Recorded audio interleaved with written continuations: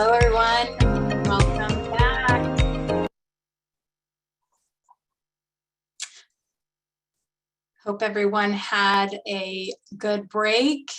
We're able to get a little coffee refill, get what you need for our last session. This is the last session of our Fair Housing Conference. Again, I'm Laura Nunn. I'm Chief of Policy and Education with the San Diego Housing Federation. I'm really glad to be here with you all today, and welcome back from the break.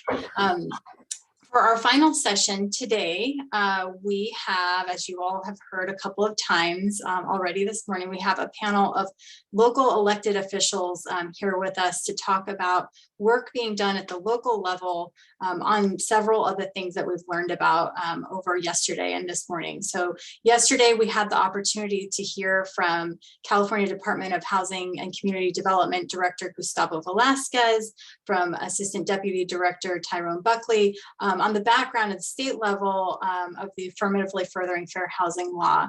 We had a conversation about fair housing and home ownership, and this morning we had a conversation and had the opportunity to see some data on the emergency rental assistance program, all through kind of the lens of fair housing. And to close us out, we have leaders who are working on this at the city level as elected officials in their city to talk with us and share with us some of the policies that they've been working on to advance fair housing. So I will begin to introduce our panelists, and we can bring them onto the screen here and get the conversation started. From the city of National City, we have Vice Mayor Marcus Bush. From the city of San Diego, we have Council President Sean Elo Rivera. From the city of Vista, Councilmember Katie Melendez. And from the city of La Mesa, Councilmember Colin Parent. Thank you all for being here with us today and for taking the time out of your very busy schedules to talk with us about your fair housing work at the local level in our region. So as I mentioned, we had the opportunity to hear from state officials yesterday on affirmatively furthering fair housing, and just kind of as to kind of lay the groundwork for this conversation. California law established in 2009 that jurisdictions have obligation to affirmatively further fair housing by taking meaningful actions to overcome patterns of segregation and foster inclusive communities. And that's the topic of this year's Fair Housing Conference. Our theme is Unraveling Segregation. And we'd love to hear from all of you about your communities. Maybe a good place for us to start is to talk about what we see what we see in our communities. What are some of those patterns that exist? What are the legacies of kind of fair housing issues in our communities? And to maybe start us off, can I kick it over to you, Council President Elo Rivera? Sure. Thanks, Laura. Great to see you. Appreciate being here, and always good to be with friends. What up, Marcus? Hey, Colin, and hi, Katie. So I want to appreciate the way that the questions posed, because I think there's been a conflation of redlining and segregation. I hear that often. Those obviously are not necessarily the same things. They fed into each other, but they're kind of two different things. So in our city, it's often in the city of San Diego, we often talk about the disparities between north of the 8 and south of the 8, and in many ways, the legacies of redlining play themselves out in kind of how the map of opportunity is drawn, especially with respect to environmental justice concerns and exposure to the health impacts of environmental justice issues, the impacts on property values as a result of underinvestment or disinvestment with respect to parks and other amenities in communities. And then we have the legacies of segregation, which we can see in the highest opportunity neighborhoods of San Diego, especially our older high opportunity neighborhoods, right? So places where exclusionary practices and restrictive covenants were the norm. And when those things became illegal, not enough in some cases, almost no steps were taken to actively desegregate those communities. And so we see the legacy of that today. We see that in terms of how opportunity is distributed. We see that by just looking at the data of who is living where, and the very little bit of progress that has been made in some of those communities to make formerly exclusionary communities more inclusive. So I don't want to take too much time on this, but I think that's what it looks like today. And I think the next part of the conversation is about how we go about that work of getting to the next step, right? Yes, absolutely. Thank you. And thanks for that groundwork or that framework for the discussion. Obviously, the red lighting maps are so old that really the only jurisdiction that I'm aware of in the region that actually has the legacy of the red lighting maps is the city of San Diego. So everything else that we see is kind of a result of the exclusionary practices and restrictive covenants that you mentioned in your remarks. Councilmember Bush, what do you observe in National City?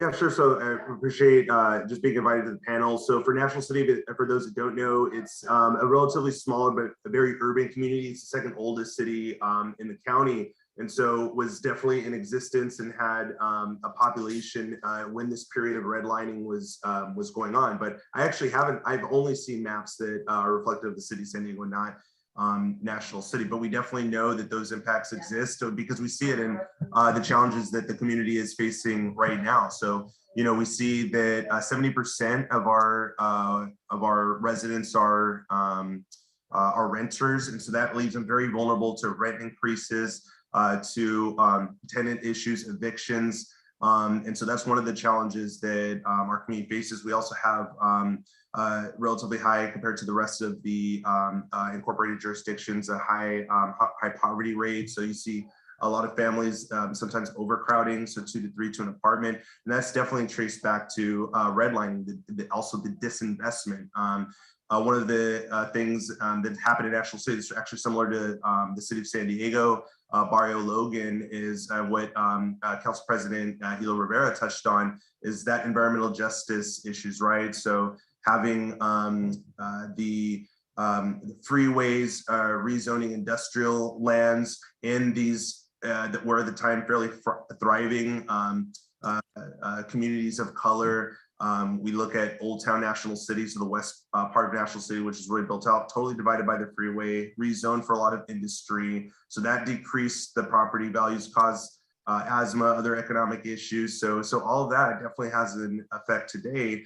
And even, we look at even recently, we're still feeling the effects of the Great Recession and all the predatory lending that targeted communities of color. So when, that predatory lending, I got to say, my family was a victim of that. And those adjustable rate mortgages. So we had families that finally were able to get home ownership, and that was swept from under them. And now banks and other real estate investment companies own those lands instead of residents. So definitely a lot of challenges there. And how we're analyzing this, and I got to give a shout out to our city staff for all the work on doing this, is looking at ways to analyze the housing. So using the strategic, the housing strategic plan, having fair housing incorporated in all of our different elements of housing. So whether it's the housing element, we also have a housing strategic plan, a 5-year HUD plan. So there's definitely data and analysis that we do with that, but with those bigger issues that we keep in mind. And last thing I'll say on this is, like, as we know that this is systemic, this was intentional. So I appreciate the state in our work at the local level. We have to be intentional in acknowledging that this how this has impacted our communities and how we unravel that. Thank you, Vice Mayor. Yeah, you touched on a couple of things. Definitely the connection between health outcomes and zip code, very much a result of these policies. And then also, yesterday we had the opportunity to learn a bit about discrimination in lending. So there's both predatory lending, but also ongoing legacies of discrimination in lending. Councilmember Melendez, how are things in Vista? What do you observe on fair housing issues in your city? Thank you so much for the opportunity to share. And it's so great to hear from everyone. I'm inspired by my colleagues in other cities that are actively working against historic precedent of segregation within our community. And in Vista, it's not much different, right? We are also affected by histories of redlining, of disinvestment, and many of the other challenges that other cities face. One of the things that causes Vista to have additional challenges is being our agricultural roots, our working class community, and a community of people who are immigrants and who have varying statuses of citizenship.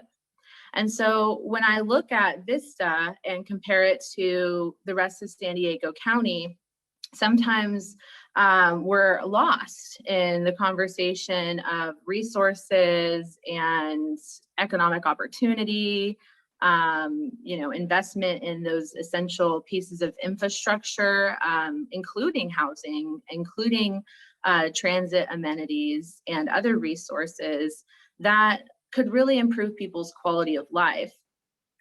In our city, up until this point, we have, for the past several years, had no inclusionary housing policy. When we have historic inequities that segregate some members of our community into low-income housing with little infrastructure advancements, and then other members of our community with higher economic means are able to access community spaces that have very flourishing infrastructure. So I really believe that there is a connection between our historic planning and our legacy moving forward. And so when I look at my role on City Council for the City of Vista, sometimes we have to start at a very rudimentary place.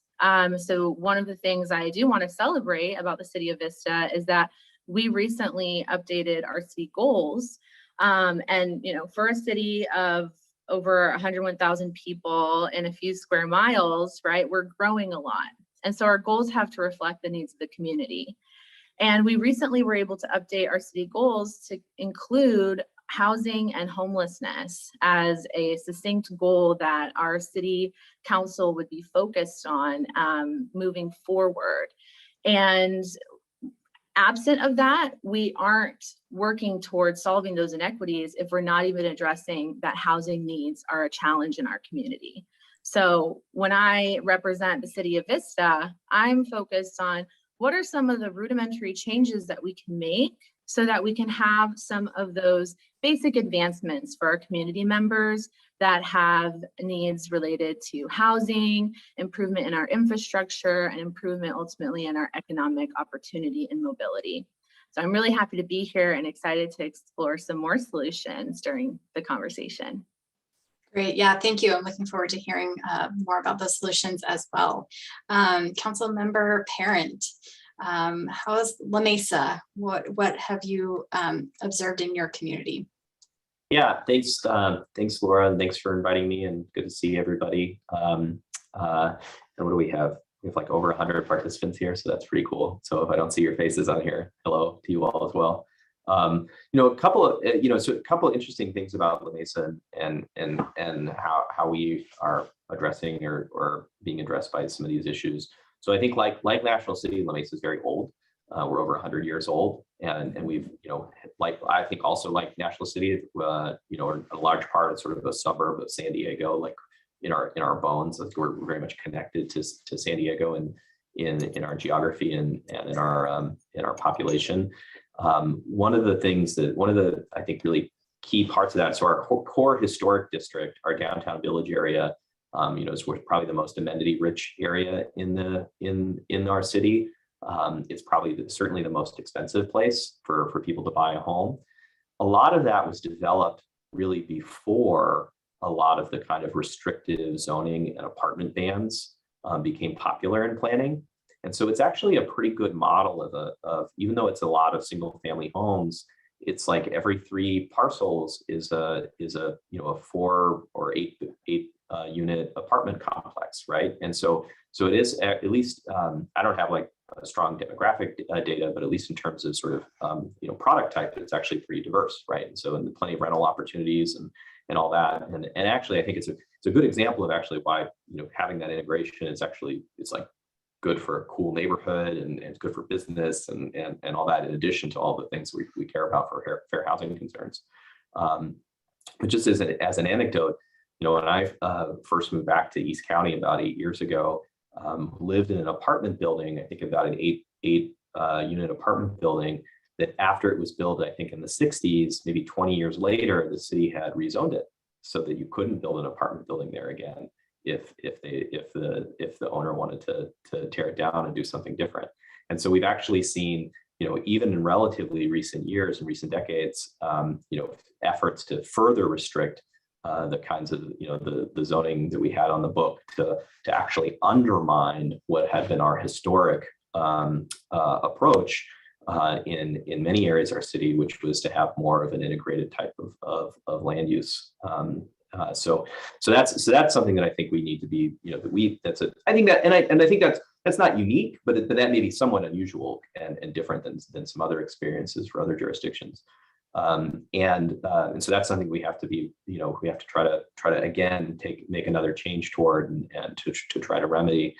And then I think the other piece too is that while we do have some advantages of that those older rules and older developments that came through before some of these more relatively recent restrictions, I think one of the other things that we experience, and this is true for a lot of jurisdictions too, but La Mesa is become like an attractive place for people to move, and to people who are escaping the high costs in more coastal communities. They're leaving North Park, they're leaving Pacific Beach, and they're coming to La Mesa. And so we actually also have, I think, a current and ongoing and future concern about pricing out people and change, pushing people out of rental opportunities or lower income opportunities. And so I think we have those changes. It's not just remedying past choices, but also making sure that we're taking into account what's happening today and making sure that we're making the right choices for the future. So those are, I think, some of the things that are sort of top of mind for me as we try to make policy around the housing space in La Mesa. Yeah, thanks for that.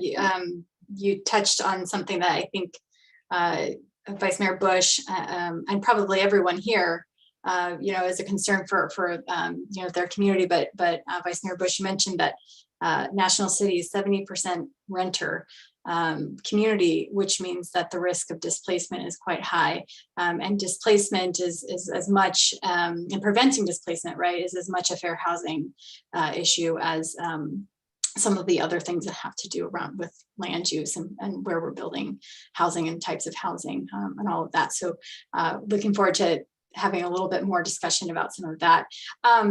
You all kind of touched a little bit on some of the things that you're working on in your communities. I'd like to take a little bit, shift us into a deeper dive on the policies that you've been looking at in your communities to advance affirmatively furthering fair housing. Council Member Melendez, you mentioned a couple of things. Let's start with you. What are some of the things that VISTA is doing to meet its AFFH obligations? Absolutely, and they are obligations. And during our recent City Council meeting, when we were discussing inclusionary housing, I expressed that we had a moral obligation to implement a policy that would desegregate our housing market in the city of Vista.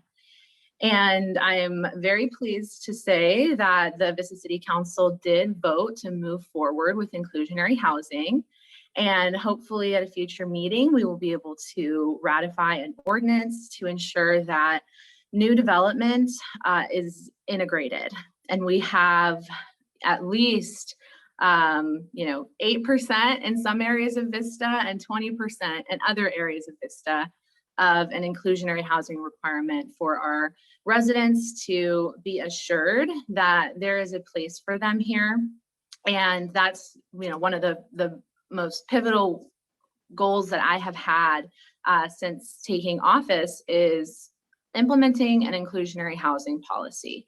I know that we have been very dedicated, especially our city staff, to providing a great framework for us to accomplish our RENA numbers and be able to fulfill our obligations. And it's really important for us as leaders to represent the genuine needs of the community. And what I saw was we need inclusionary housing, desegregated, integrated housing on a broad scale throughout the city of Vista. And so I think that that's really important. And I think there needs to be a lot of dual advocacy, because part of the conversation around inclusionary housing this week in the city of Vista was about transit, was about mobility, was about where are people going to be able to park, where are they going to move their bodies to get to work. And just assuming that people have those needs is a really important way that we can step into a more equitable framework for having these discussions. Understanding what do working people actually need to do to function and to thrive and to be able to have really awesome, good quality lives. So that's where I'm representing in the city of Vista. In District 3, we're looking at more opportunities for inclusionary housing, of course, but I also want there to be needs met in our community that are unique. So one of the things that the city of Vista does that I think is unique to some other cities is we have a version of rent control that is part of an agreement with our mobile home parks. It's a mobile home park accord, and it stabilizes the rent for the mobile home park residents. And I think that is one of our historic policies in the city of Vista that has been a cornerstone in that fight for equity, is having policies that protect renters. That is something that I have advocated for at the city level.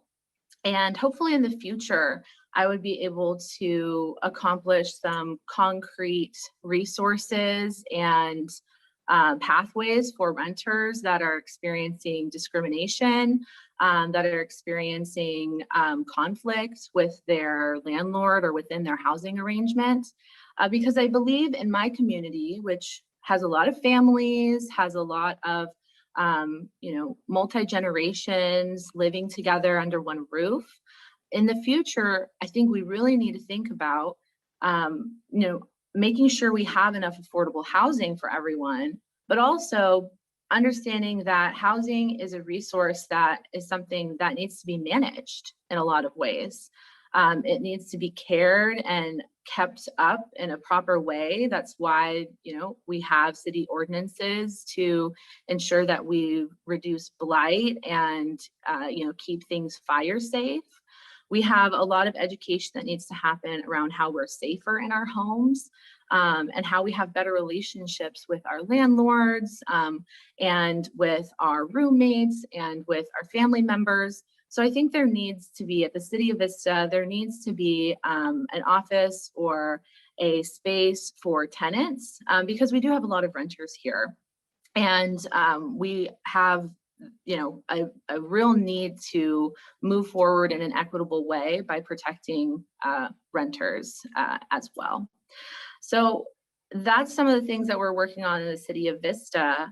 And generally, like I said, we just recently included housing and homelessness to our city goals. And that's a big deal, right? So that we can actually start to have a framework for more inclusionary practices going forward, because our community is growing and we're going to continue to grow. And I want to move forward in a positive and equitable way for everyone. So I know each city has their different challenges, and I think we can get inspiration from one another as to how we face those challenges. Great, yeah, thank you. I mean, certainly addressing homelessness in our community is very much a fair housing issue. We can look at the demographics of the homeless population and see, very distinct disparities within the population of people experiencing homelessness that I think is directly connected to a lot of the fair housing issues that we're here to talk about resolutions. Councilmember Parent, I know you've, kind of building on Councilmember Melinda's conversation about inclusionary housing, kind of related to that, or a similar policy, has to do with density bonus. I know you've done a lot of work in that space in your city, and I think you've got a couple of slides to share with us about the work that you're doing around that and other policies. Would love to hear about what you're working on, La Mesa. Sure. Yeah. Let me see if I can successfully do the screen share here. All right. You guys see the presentation? We see it. Oh, it's black now. Yeah, it was, there we go. There we go. You see it? I literally didn't do anything between when you said it went black. So We can see your next slide and your notes, just so you know. Well, So we can see your slides. let me try. How about this? I don't think I have any embarrassing notes in there, but That works. That works. We can see your screen. yeah. Okay, well, we'll just go through it and that's fine. If there's anything embarrassing there, forgive me. So fair housing in the city of La Mesa.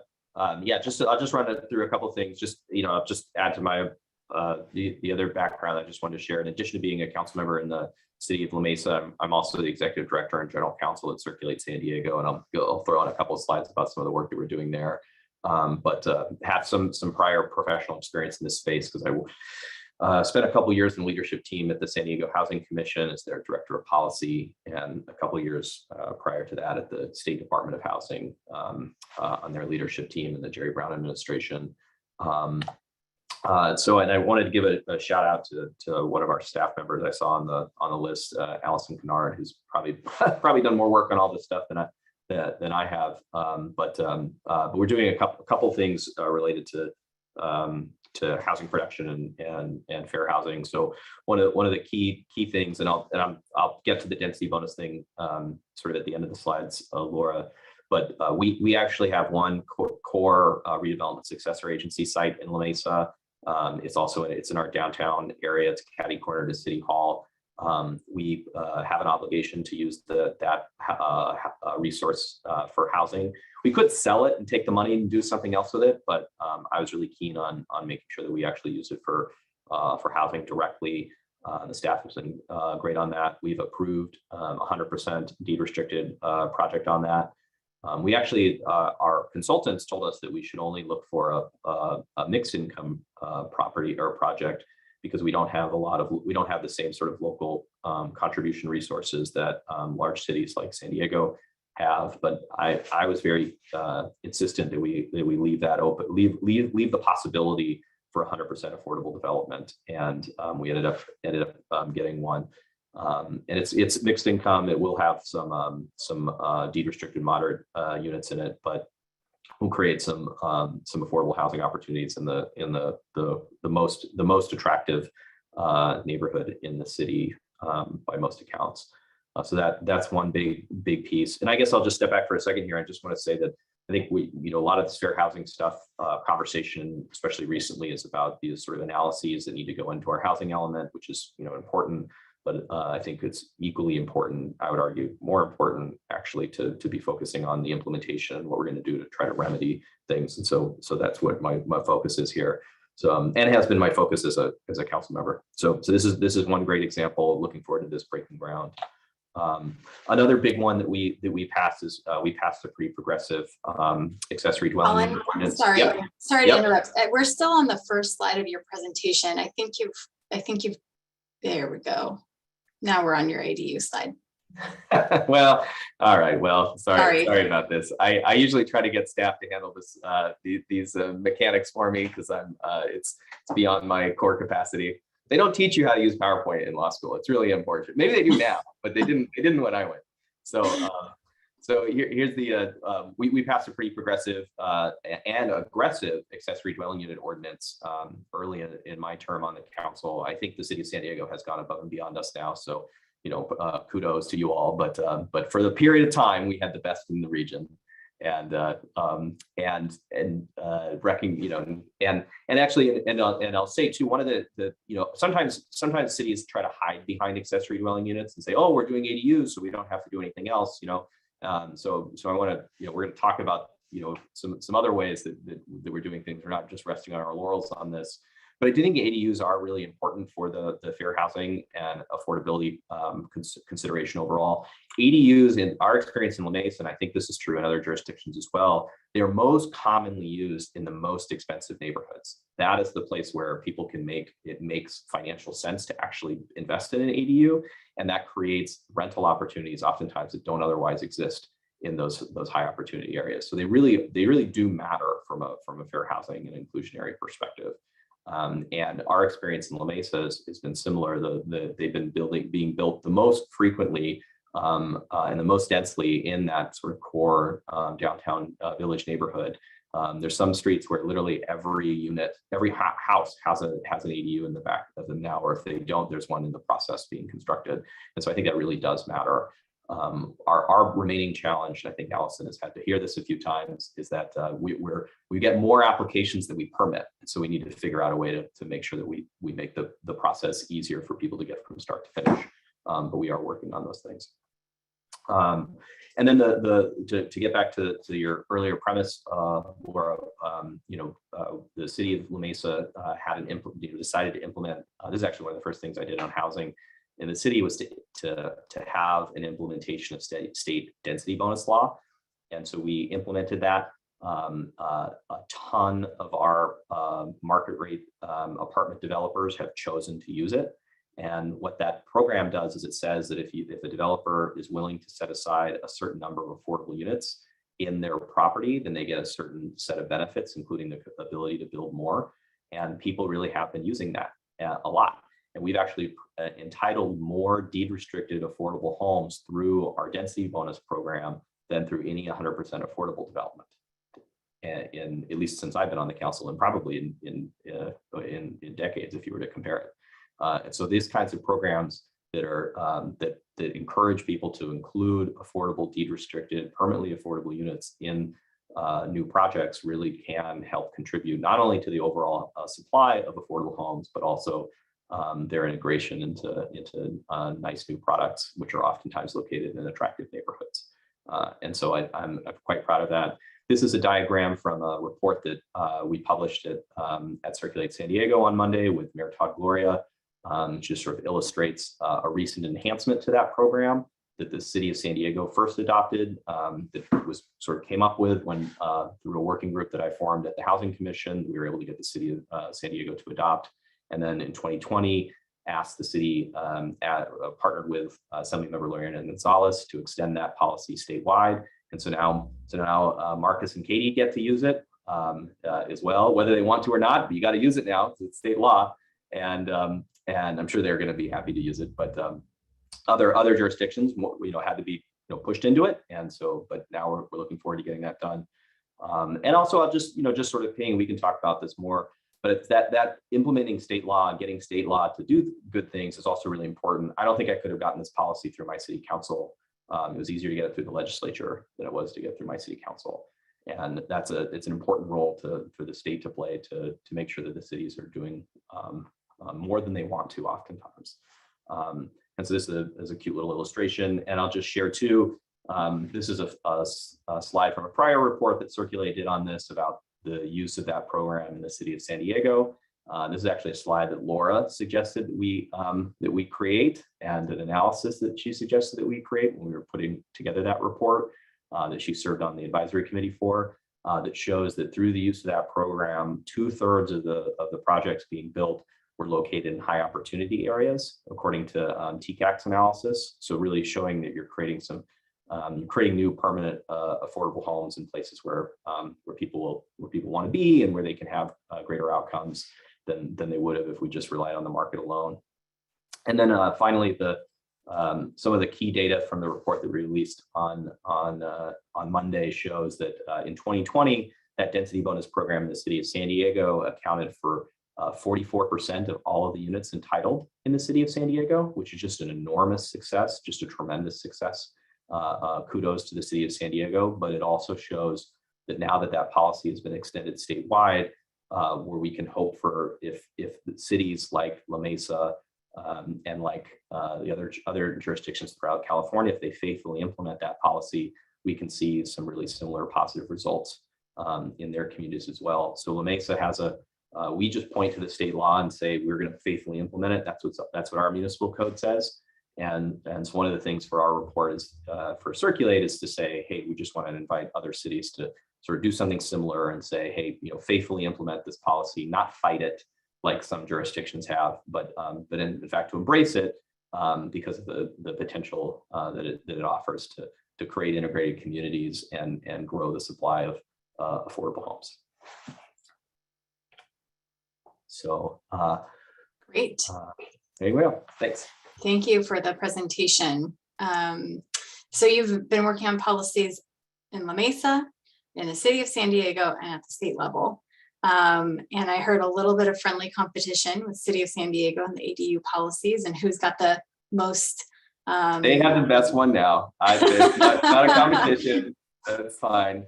So with that, to offer his celebration of beating La Mesa, I don't know what we would say, but striving for better policies all the time and striving for everybody to kind of try and one up when it comes to housing production.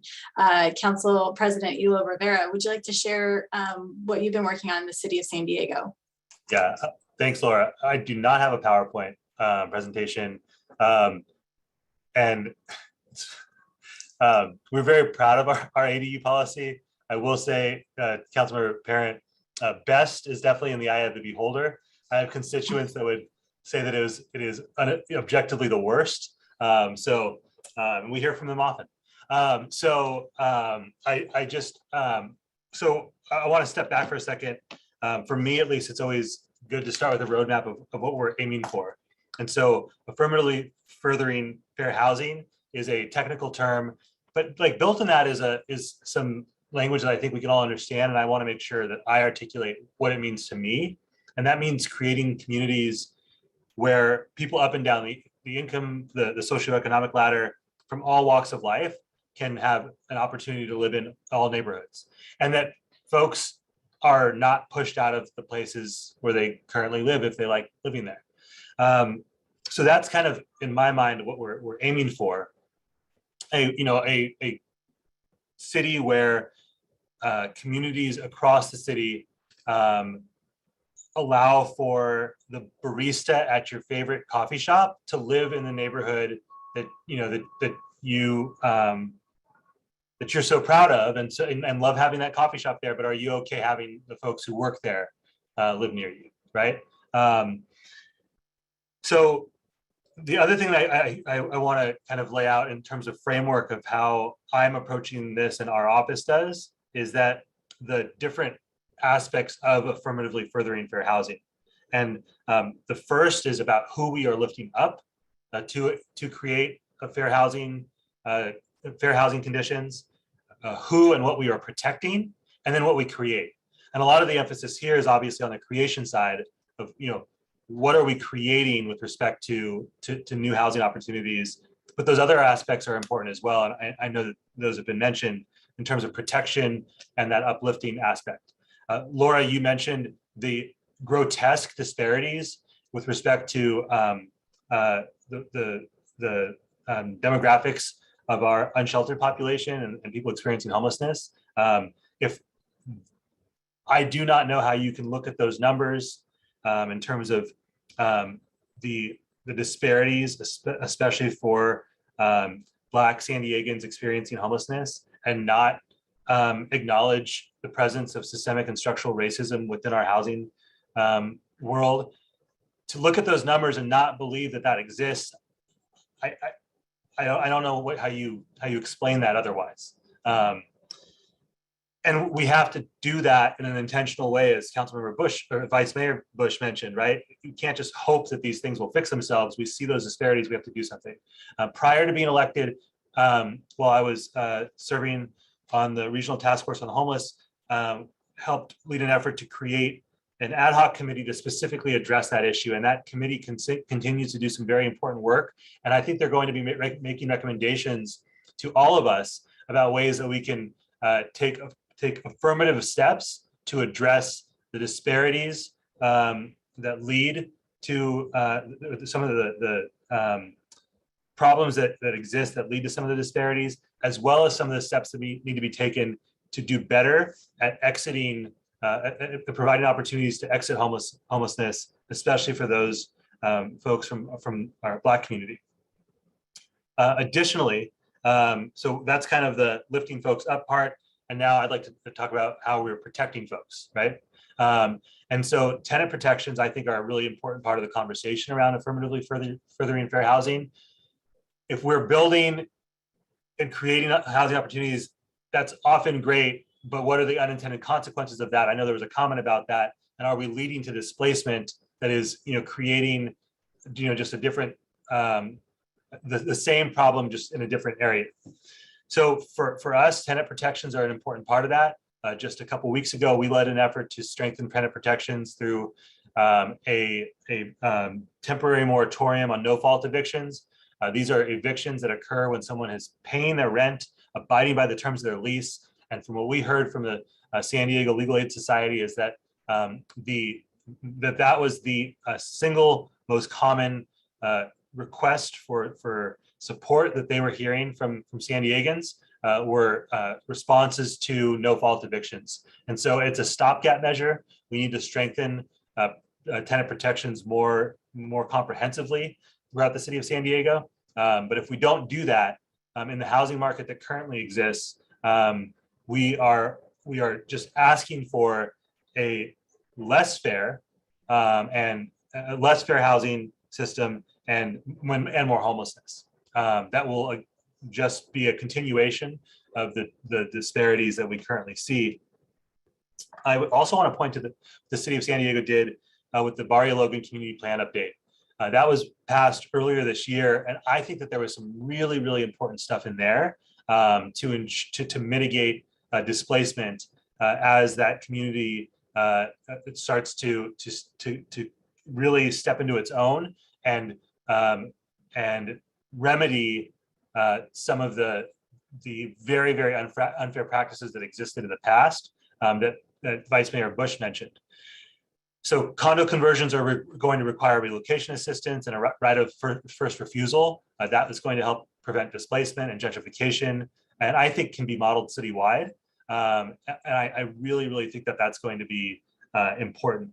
I also want to, so with that kind of the protection aspect, having addressed that, I want to talk a little bit about what we are creating. So Councilmember Parent talked a lot about the ways that San Diego and La Mesa are in competition, if you will, in terms of creating the best conditions possible to create more homes.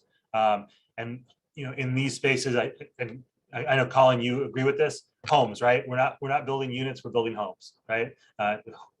Units are things that are referred to on spreadsheets. Homes are something that people live in and are like the foundation for a quality life. And creating more homes is super important to us. We've passed policies that encourage offsite inclusionary in high opportunity areas, and recognizing that there can be some unintended consequences of that. I do think that in some that it is a positive thing.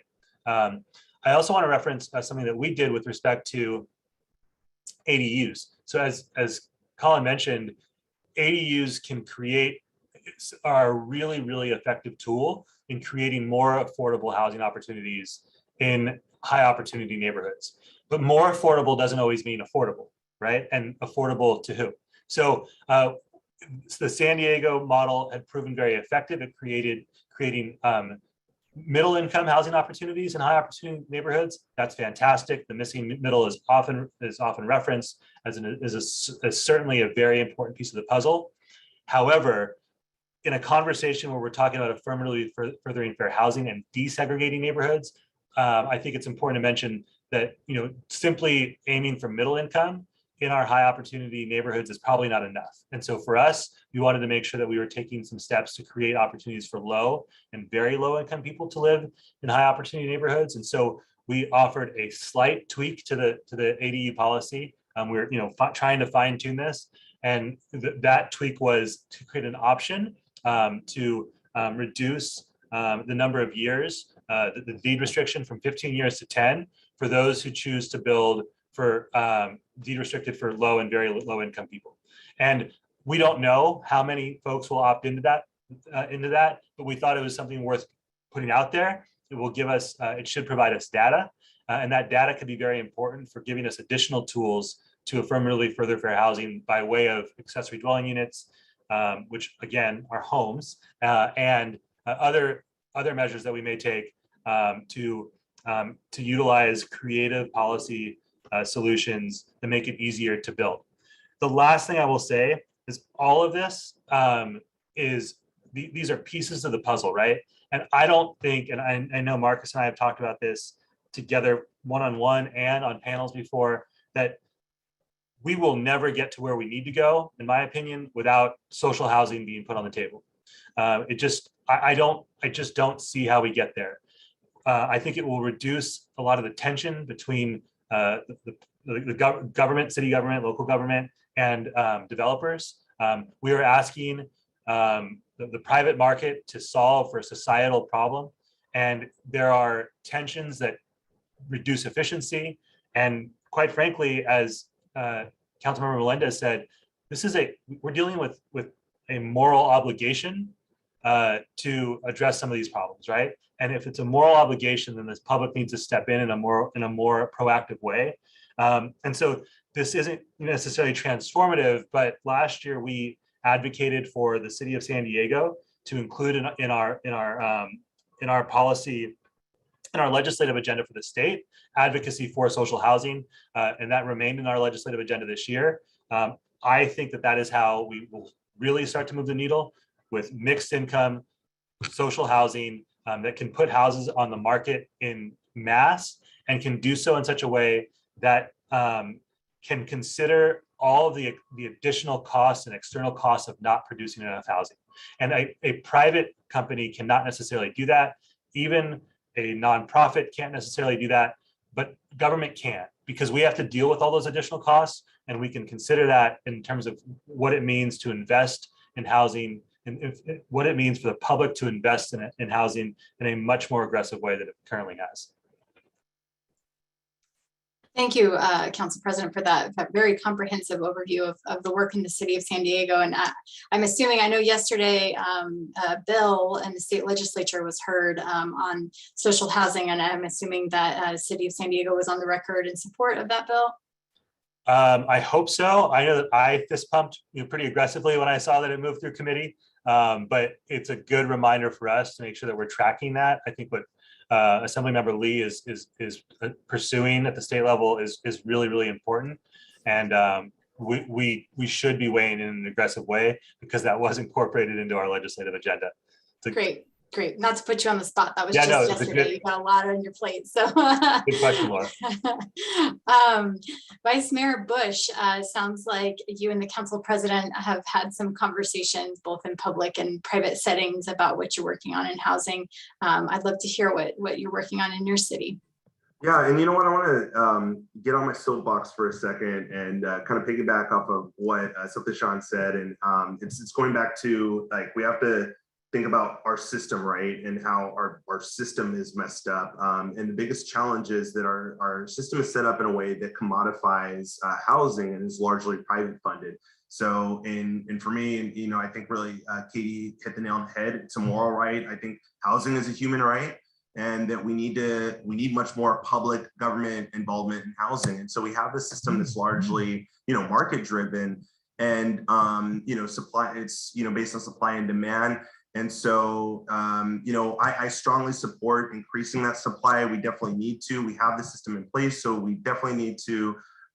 There's a huge supply gap. But the idea that that we often hear, particularly from that I hear from sprawl developers is, and not just them, but a lot, is that let's just deregulate everything. You know, once supply reaches demand, the prices will drop and everything will be good. And that's not true. And that's disproven by fact that, you know, we live in this capitalistic system. What will happen is once supply does reach demand and prices drop, banks, investors, they will pull out of the market because it's not going to be profitable for them to continue to building. And developers, if they did continue to build when prices are dropping and dropping, they're going to be put out of business. So, and no one's going to just build out of the goodness of their hearts.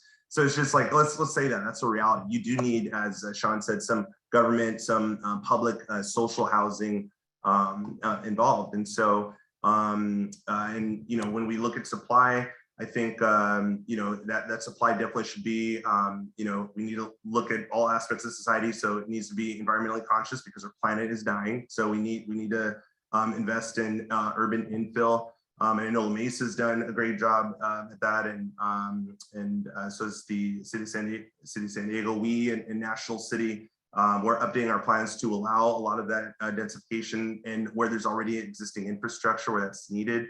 But yeah, we definitely need more social housing, public investment, and doing so in a way that isn't, you know, doing what, you know, we're talking about, you know, the history of redlining and segregation, right? So urban renewal projects in the 60s and 70s, and, you know, you think of Cabrini Green in Chicago, that made it worse. That further perpetuated segregation. It led to concentration of poverty. That's why I think these density bonuses, that's kind of utilizing the private market. It's been really successful in National City, just like I hear it has been in other cities. So we've gotten some, I think a couple hundred units so far in the last couple of years, just from state legislation and those density bonuses. So that's been hugely helpful. You know, I said, you know, looking back at tenants, because we're 70% renters, you know, we currently our staff does great work coordinating with CSA, San Diego County, on trainings, education to tenants and landlords. So that's a big help. But, you know, my opinion, we need to take a step further. Katie touched on this: rent control, rent stabilization. It's a very, very controversial topic. I know. You know, support it. It's opposed, you know, largely by the real estate industry. And I'll tell you, as a developer myself, because it's my day job, I'm an affordable housing developer. I get it. Like, and then it's gonna, and rent control restricts, you know, the ability to increase rent by a certain amount. But guess what? We have rent control for homeowners, and it's done through Prop 13, and no one questions that, right? And you know, when you look at the demographic makeup of the property owners back then that it represents, again, it's further perpetuating segregation and just the equity gap with the lack of home ownership and opportunities for people of color. So that's another issue. ADU policy, we just updated ours, exempted parking, so staff did a great job is there.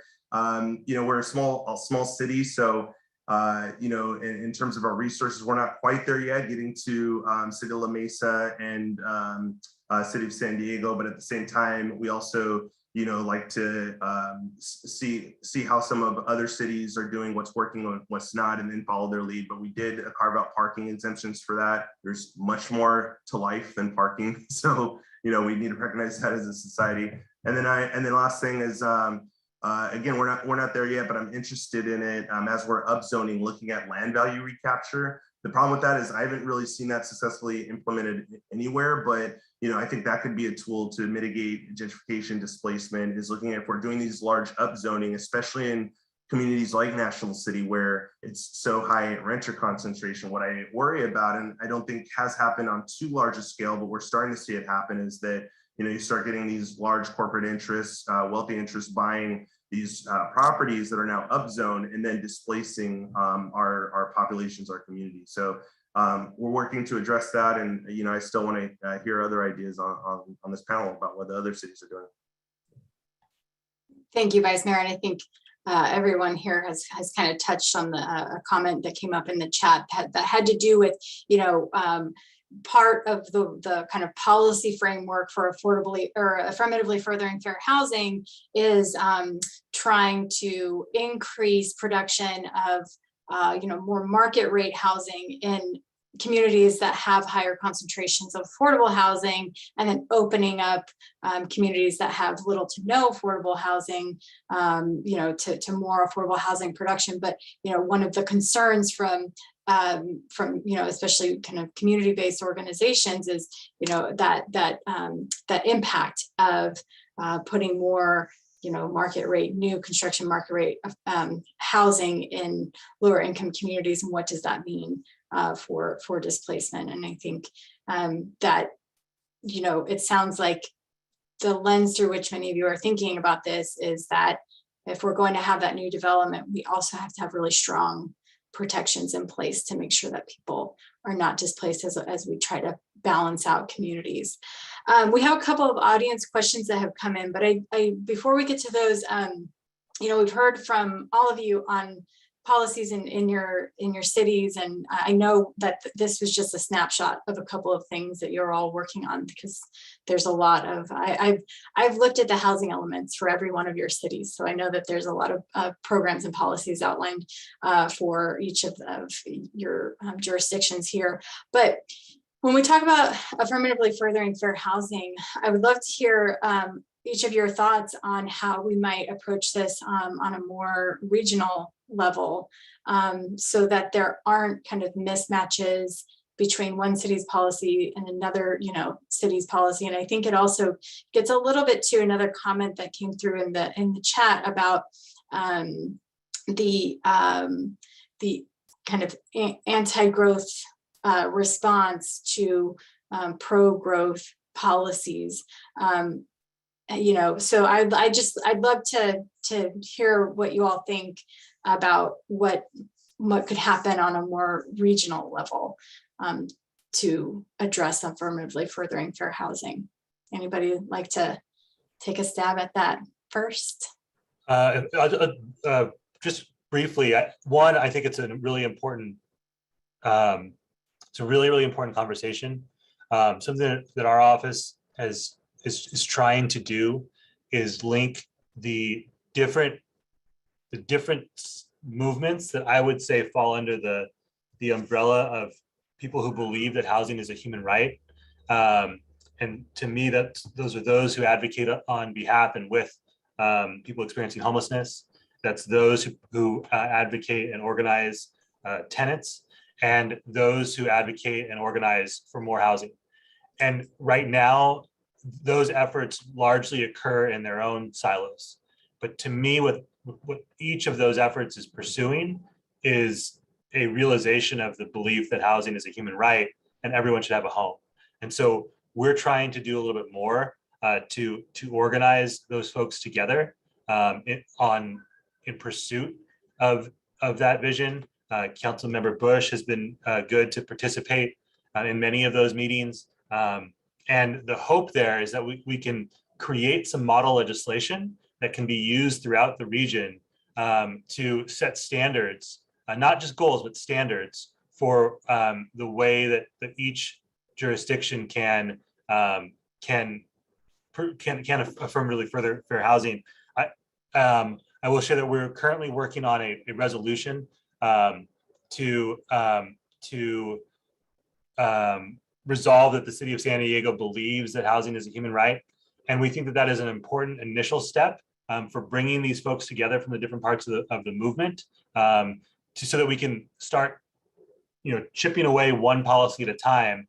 And I would love for, each of the jurisdictions throughout San Diego to take similar steps. Again, Councilmember Bush has been awesome to participate in some of those meetings. And we want to expand the tent of who is involved in those so that we can all work on this together, because Laura, as you know, what doesn't happen in one place impacts other places. What happens in one place impacts others. I've often told some of my grumpiest constituents that who they should really be mad at is the most NIMBY cities in San Diego, right? The Coronados and the other places that have refused to build, because the longer they dig in their heels, the more pressures amount on all of us to increase density, and the more strict the state will become in demanding compliance. I think that the part of this is like us all doing our part, but also encouraging neighboring cities to get aboard as well. Thank you. Councilmember Parent. Yeah, so a couple of things. So one, first I'll just point out, like, I know you're not doing this, Laura, but sometimes people say, oh, we really need to think about this regionally, and it's like a way to like not actually focus on what we are responsible for doing, or not focused on where the actual policy levers are that are meaningful and effective. And so I want to just make sure that we sort of cabin that for a second. Like it's like one thing that like we can do as a region, we can like have dialogues and share best practices, and yeah, sure, like let's do that. But like that's not really like solving the problem. That's not like a hard policy, intervention, right? And so that's one. And then second, sort of, another point is that so the state, so mostly when people talk about land use, they're talking about land use and housing and stuff. It's like, what can local governments do? And like we have these, like we have this affirmative obligation, and all these other stuff where we've got great council members here who are actually doing some things. The state can overrule local governments, and it's important to like have them have a role and make sure that they're setting the right playing field for people to operate in there. And there certainly is a role for that. The regional governments don't have those powers to overrule local governments on land use for the most part, right? And so you can't tell Sandag, if only Sandag would do this, then cities would do that. Now, that's not usually how it works for the most part. But there are things that regional governments can do that they should do, and there's a real hard role for them. And so one we've already done after some difficulties, we made sure that Sandag accepted the highest and the appropriate numbers for our RENA process to really accept what the state said we needed to do for planning and zoning. That's something that I worked on as a council member. That's something that and a former alternate at Sandag. I know that's something the Federation was a key partner in making happen. So, and that matters. That's like a rule. That's like going to change the amount of homes that the jurisdictions have to accommodate in their housing elements. So that actually matters, and so that's important. The other thing that I think we need to do more of, and I would encourage my colleagues who serve on Sandag and MTS boards to think about this and to talk to your staff about this, is that we have some tools. The state has this Affordable Housing and Sustainable Communities program that says that we can get some money for affordable homes if we pair those with transportation improvements and a variety of other things. And one of the challenges that we've had in the region is getting good partnership from MTS and Sandag to really bring the transportation resources to pair with those. It's not that they've done nothing. I mean, they've been helping, but we're not winning the same level of awards that we should be compared to some of our peer regions. And the way one of the key ways that can be improved is by getting more buy-in and partnership from those regional bodies that are to bring transportation dollars and to prioritize pairing transportation improvements with those housing opportunities. And so I think that's an area of where we can actually use those region-wide bodies productively to make concrete policy changes to improve housing affordability and fair housing outcomes. So I think that's an area where I think we can and should be paying closer attention. Yeah, great. Thank you, Councilmember Parent. And I think also, that approach of trying to, from a regional level, be more competitive for the Affordable Housing and Sustainable Communities program, which is really a housing program that's aimed at addressing climate change. There's so much connection between fair housing and climate change issues that they really do go quite hand in hand. Councilmember Melendez, I would love to hear your thoughts on kind of more regional approach to this. Of course, and great comments from everyone here. I absolutely agree that we have, many regional bodies that could be working more collaboratively. We have to think whole systems, right? I appreciate the comments about transit and about, like I mentioned before, how do working people feasibly move about their lives in a way that is going to be for their highest good and their greatest well-being. And as a public servant, that is my focus, is looking forward to how can we make things a little bit better. So when I think about this question, what can we do regionally? What appears to be happening is that we are unraveling segregation. And that is an ongoing work that we have been doing. And that's the whole theme of this conference. Segregation is unraveling in front of us. And that's actually where we're getting some of those reactive, anti-growth attitudes and rhetorics, is from groups of individuals that are highly interested in preserving the structures that retain the privileges that they have. So if you are someone who lives in, a single family zoning, that is an incredible privilege that is rooted in historical realities of snubbing other human beings of equal opportunities. So when I think about one of the things that needs to change moving forward, it is going to be culture changes. We have massive class issues within our housing conversation. And at the moment, a lot of our policy and the way that we orient our work towards the community is going to be appealing to those who are most active in our political process and those who are most civically engaged. And that is a disadvantage because we happen to serve a large amount of working people who do not have necessarily the time or the capacity or the mobility in many ways to access these civic discussions and appeal to their leadership for what is their highest good. And so I think that after working with my Vista City Council colleagues this week on inclusionary housing and seeing how some of those conversations went, it's very clear that there needs to be a culture change and that there is a pushback to some of these policies that are meant to integrate our communities, that are meant to enhance mobility, that are meant to bring those homes that working people can afford into really high quality neighborhoods with amazing amenities. And I can understand where some people are coming from because it does seem like we don't have a lot of resources sometimes, but we actually have a lot of resources within our communities, and we can plan and strategize on how those resources are administered so that everybody has the best possible chance to live a good life. So until we see sort of some of those culture changes and working people start to engage in the civic process more, we're not going to see, those real concrete interventions that we're talking about. It's really got to be led by the people that want it. So I really appreciate the conversation about tenants issues as well, because I think that's, the other part of the conversation where there's a collective,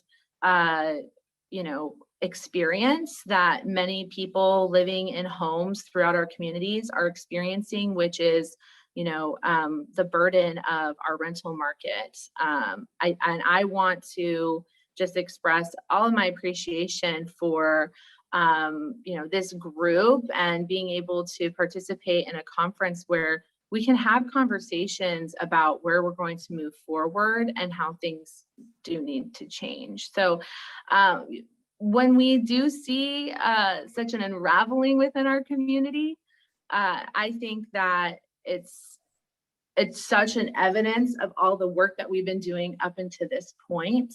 And I'm really grateful to see what happens next.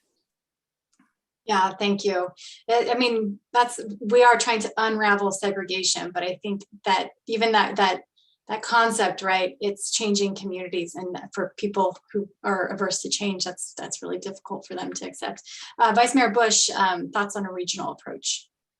Yeah, regional approach really important. The city of San Diego, I think it's helpful. The work the council president is doing on his housing platform or their housing platform, and so that's really helpful to smaller cities and just as a region.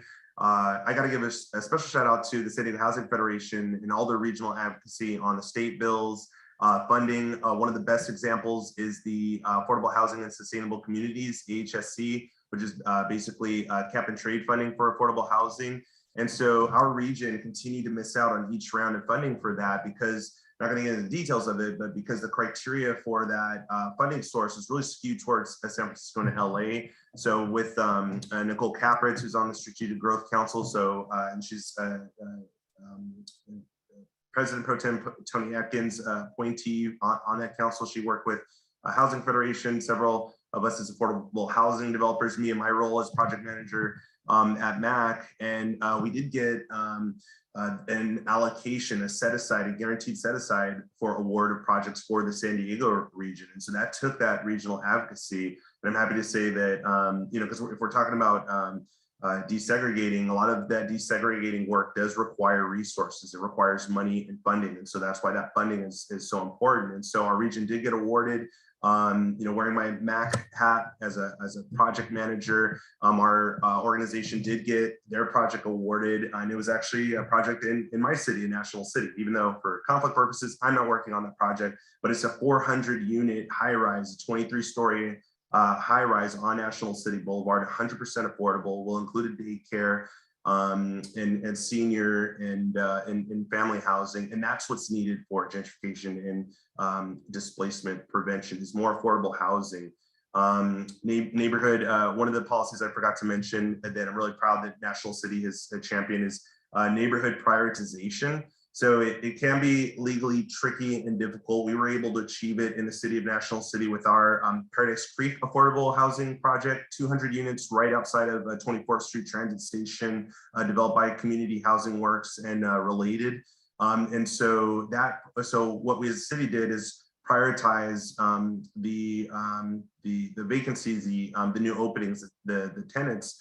It was prioritized to National City residents in the 91950 zip code. So that can be done. It has to be obviously really thoroughly legally reviewed so it doesn't violate any state, federal fair housing laws on discrimination. And we don't want to get in a situation where, we're reverse discriminating, right? So just not doing it by race or anything. So we're just careful about that.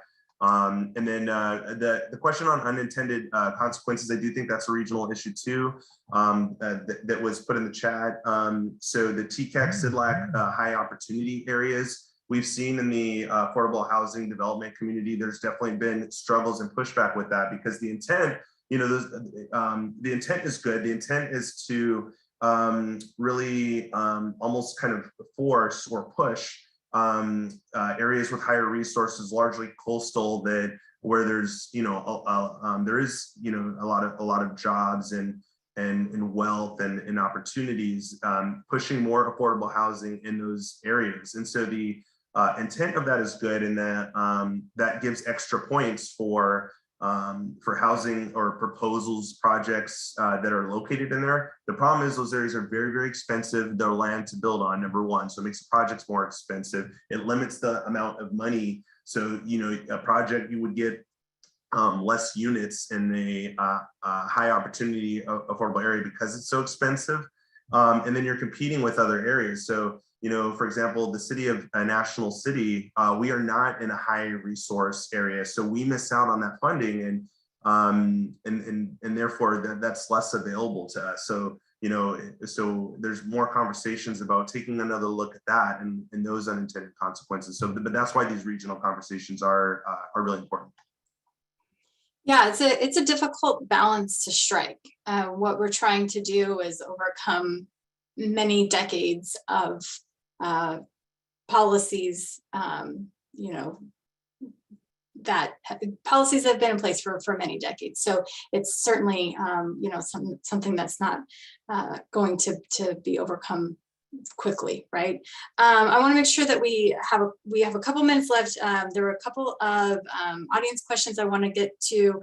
Vice Mayor, you kind of touched on there was a question about fair housing laws and the selection process for units and how we can, ensure that the BIPOC community has access to those units. And I think that that would be a question for developers themselves. And, I think the development community, especially affordable housing developers, are very aware of the fair housing laws and make sure that they comply and follow those laws in the selection process for available units. But regarding the ADUs, is there like technical assistance or education available for homeowners to ensure that they are complying with fair housing laws and make sure that they're knowledgeable and understand those laws as well?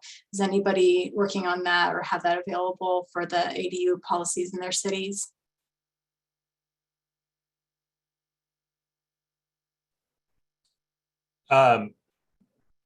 I wish I had the link available. I know that there is some technical support. And I know that the Housing Commission has also had programs. Curious, Colin, not to put you on the spot, I feel like you might know about some of this as well. As we're speaking though, if whoever from my team is on this conversation, I'll ask if they have a link that they can send me, and I'm happy to drop that in if they know of it. Yeah, I think there's, we don't have a program specifically for fair housing for ADU landlords, right? But I think maybe we should, and I think actually one of the what this raises is a dynamic that like the council president was saying, yeah, like the Housing Commission does have programs like this to sort of educate landlords about things. I think it's primarily around the landlords that they partner with through their housing choice voucher program, as opposed to the ADU program. I think that's probably where the bulk of their efforts are. But it's just an ongoing challenge to educate landlords about fair housing issues. And by the way, and this is one of the areas where it's a little bit of tension, it's a sort of an inconvenient truth, is that it's actually easier to communicate that to these big institutional landlords because there's like one person you can go to and have like a team, a compliance team, and like a consistent relationship with public agencies, whereas the mom and pop landlord, it's just like there's just like more people you have to talk to, and there's people moving in and out of that business, right? And that's always been the case. And there's like that's actually one of the challenges. Like there's a lot of unreported fair housing violations and discriminations that happen on mom and pop landlords. Just because they're a big share of the rental market, and that's only going to those opportunities for building ADUs is only going to increase the number of people who are mom and pop landlords. And so I think so I don't have a great answer to the question except to say that actually we probably need to be thinking about that more and doing more about, because the number of people who are going to be acting as landlords will change and will become more different than what we've had in the past as these ADU opportunities grow. Yeah, and as you both were speaking, Council President, your staff, Brett Weiss, did put into the chat the link on the city's ADU handbook, which I assume has resources, and then Lydia put the link for an upcoming next week free 2-hour online training session for housing providers on fair housing. But I think it does get to the issue of outreach, which our panel this morning on emergency rental assistance, talked about everything that they worked on to their community outreach efforts for emergency rental assistance. I think there were some lessons that we could learn from that effort and apply to both, I think, tenant education as well as landlord education to understand fair housing issues. Councilmember Melendez, did you have a comment? Yes, our city staff has a process of monitoring our ADUs to ensure affordability standards. And then landlords are also invited to participate in education through the Legal Aid Society. And I think that my only other comment regarding ADUs and that fight for equity and affirmatively furthering fair housing is that it is a measure, right, that gets us closer to that goal of integration.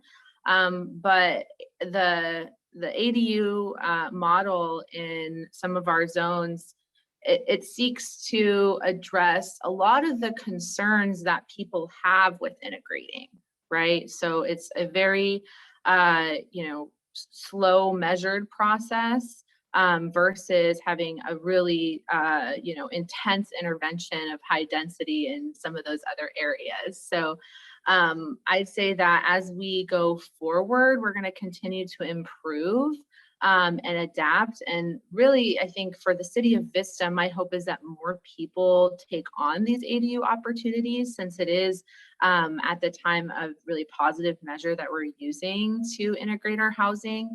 And so far, we have had limited applicants and people constructing ADUs, but with the support of our city staff, I know that we'll be able to, expand the program and improve the program over time. Great, thank you. One last question, and then I'd love to just kind of hear some final thoughts from all of you. This is a question, I think, specifically for La Mesa, but I think any one of you could also answer this in your city as well. Does La Mesa have an inclusionary housing ordinance, and are you seeing density bonus projects as a result of the inclusionary ordinance? Yeah, so La Mesa does not have an inclusionary housing ordinance currently. And I know that's something that has been, raised. I think given the fact that we have a conservative council majority, I don't see that as, happening in the immediate term. But that being said, and I've supported inclusionary. I mean, I think you got to tailor it correctly. You don't want to have such an inclusionary obligation that people can't afford to build mixed income projects, but I think that they are a real powerful tool to ensure integration in individual projects and individual and neighborhoods. But I do think that even in the absence of that inclusionary obligation, we've made a good offer to folks through the density bonus program, and people are taking us up on it. So I don't know what share of projects, multifamily projects, are using the affordable bonus program, but it's a lot. And so I think we are achieving very similar outcomes through that, and which is good. And I think the hope is that we continue to provide those kinds of incentives so that people get it. I just encourage people to think about it. Yeah, I think inclusionary can be a really powerful role. I think it does drive some people to choose to use density bonus in jurisdictions where they both exist. And so I think that's important.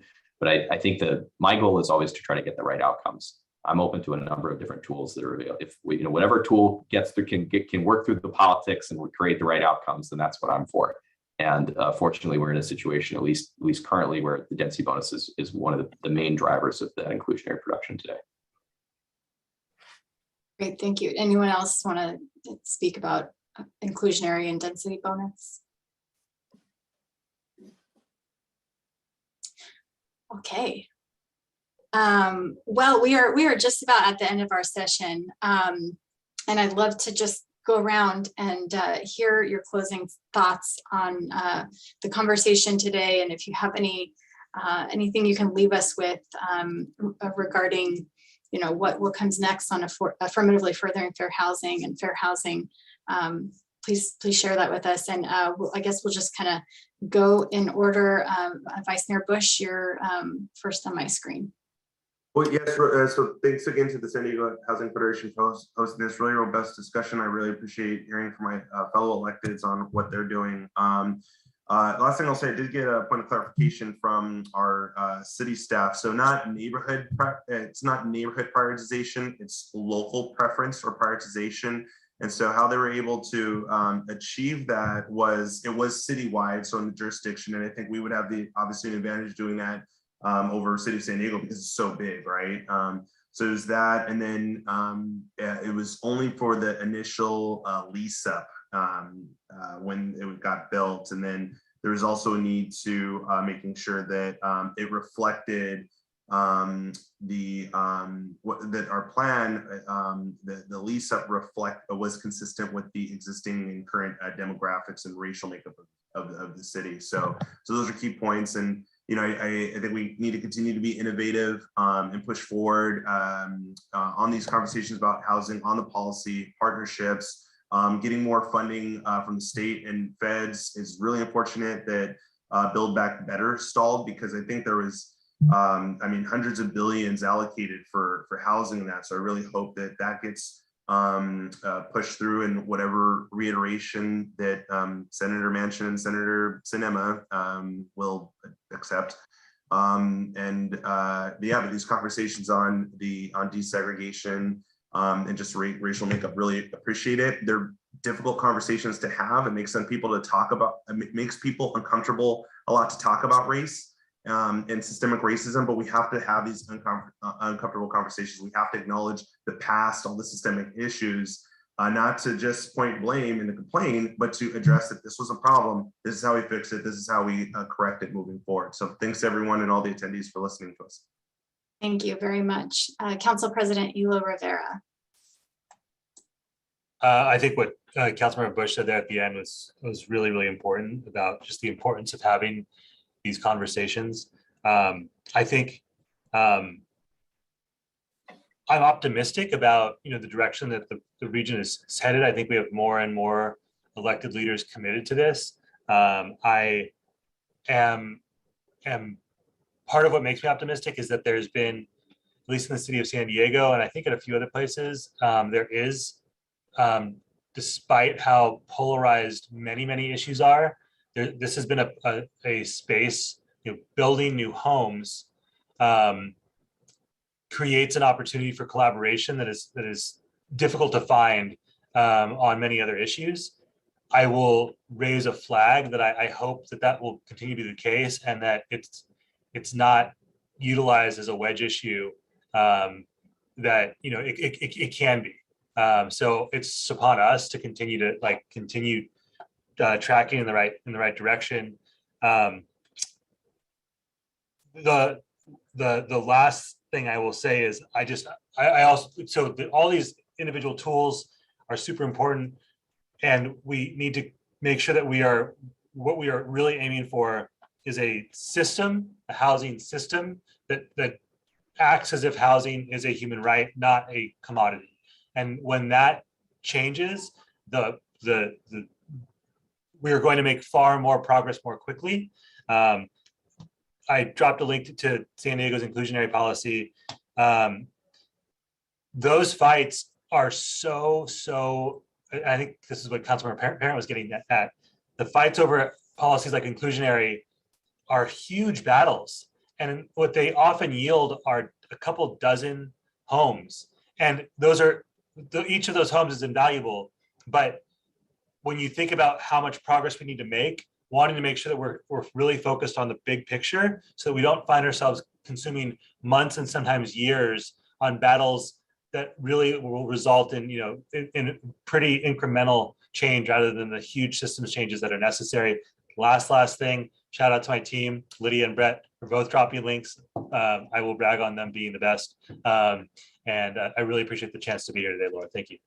Thank you. Thank you very much. Council Member Melendez. Thank you. Thank you, Laura, for hosting and fielding this conversation, and the fellow panelists here for being just very knowledgeable of your space and helping inspire us today. And I also want to give out to our housing staff member at the City of Vista, Sylvia Solis Daniels. She is very knowledgeable and very helpful. So thank you for giving me support today. And I just want to leave with just a really hopeful look forward, knowing that we're going to be successful in the City of Vista because more people and more neighborhoods are getting involved with what their community looks like. And that's really the crux of it for me, is that I don't know what's best for your neighborhood. It's really the self-determination of residents in our communities that should be guiding us towards building communities that work for everybody. And I'm really looking forward to some of these regional partnerships, right? We're moving forward in a way where we're not going to be working in silos, and it actually becomes essential for us to view these resources as sharing resources versus competing for them. I'm really looking forward to advocating for publicly funded housing in the future, socially funded housing in the future. I think that that is a incredible vision to think about, but it's also a historic precedent. We've seen it happen based on the many needs that our community has, and it has supported working families and communities for many years. And as we think about ways that we can advance affordable housing in our small scopes, right, and in our big scopes, I appreciate that we have to look at the big picture and what we're doing in the everyday. Anyone's free to reach out to me, right? The work that I'm doing in Vista is just neighborhood to neighborhood here, but we all have neighborhoods that need support, that need protection, that need a fight, for that affordability. So I'll put my information in the chat just to stay in contact with everyone. But this was a really great conversation, and I'm looking forward to our future now. Excellent. Thank you. And Councilmember Parent.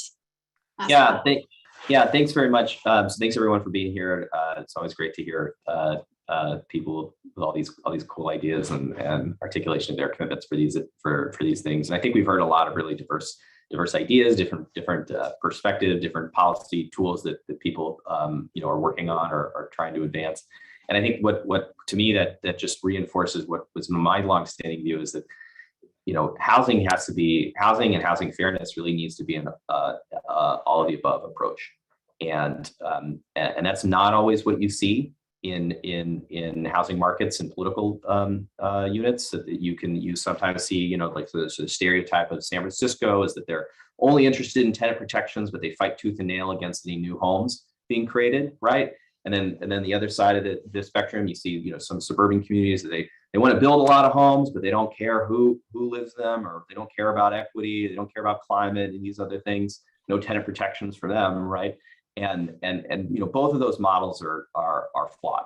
And I think one of the things that's great about San Diego and the political culture we have here is that people really believe, broadly, that we need both. We need both of those things. Both of those, we need more supply, we need creating more homes overall, more affordable homes. And we also need to be paying attention to racial equity and tenant protections and all those sort of more traditional fair housing considerations.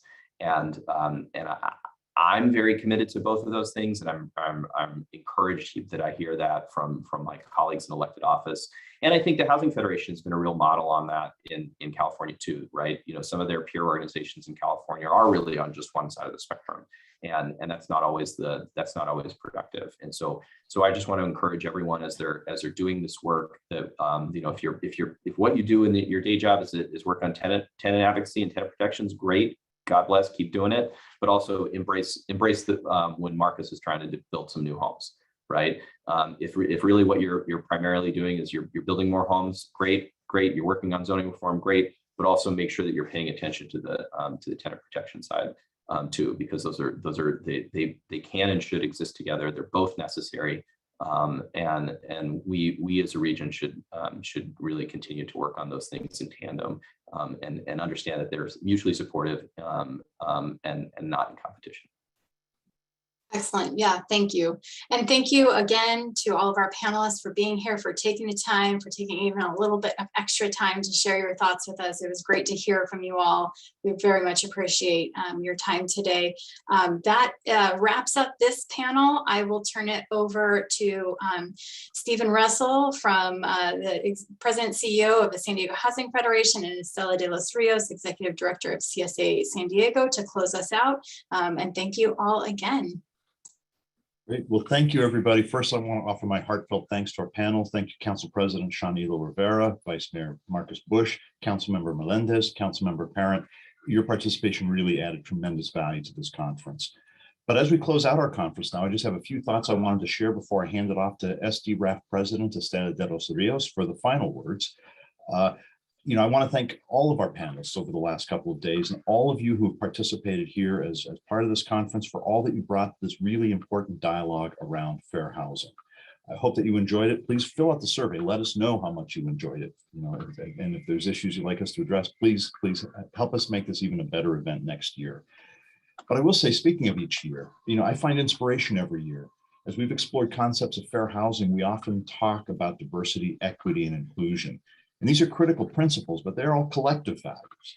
And the progress there is measured in the aggregate.